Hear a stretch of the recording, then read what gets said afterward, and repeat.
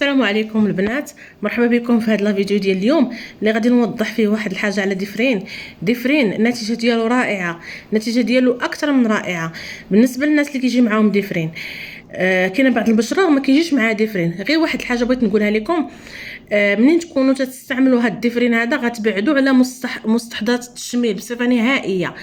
الديفرين كيدار في الليل، كيتغسل في الصباح، كيتحط عليه واقي شمس.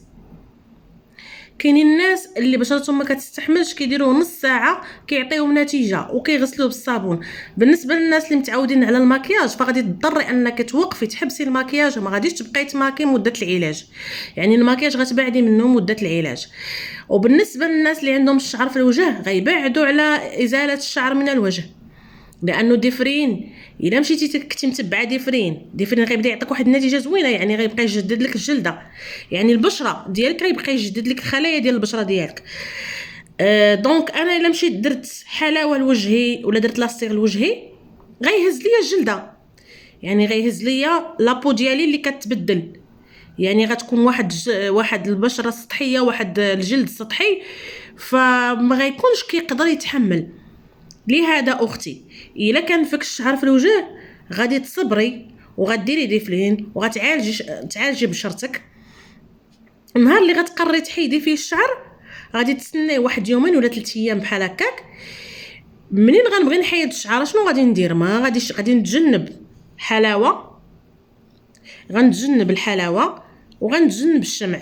شنو غيبقى ليا؟ حاجه وحده اللي ما قلت لكمش، غيبقى ليا الفتله اللي هي الخيط.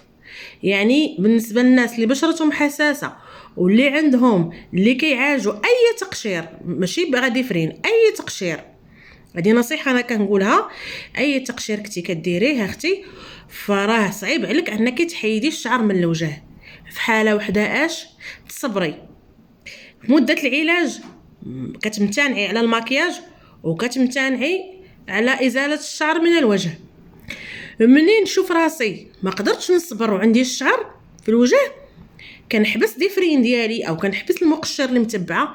غنحبسو لمده كم 3 ايام يومين، غنمشي غادي ندير فتله اللي هي الخيط، غندير الخيط ومن بعد منين غنقي وجهي بالخيط ديك الساعات غتمر واحد النهير وغادي نعاود تاني نرجع للديفرين ديالي تنقي وجهي ونعالجو من الحبوب.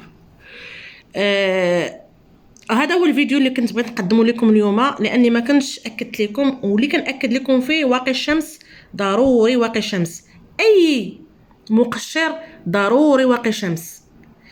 وان شاء الله باذن الله الا مشيتوا على هذه النصائح الوجه غيولي مرايه، يعني صراحه راه كيجيب المفعول.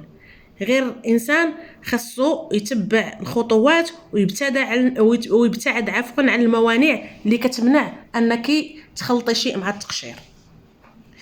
والترطيب ضروري، كيف ما كنقولوا الترطيب حاجه ضروريه. ولهذا كنكون وصلنا لنهايه الفيديو ديالنا ديال اليوم، وبسلامه عليكم، خليت لكم راحه الله، الى اللقاء.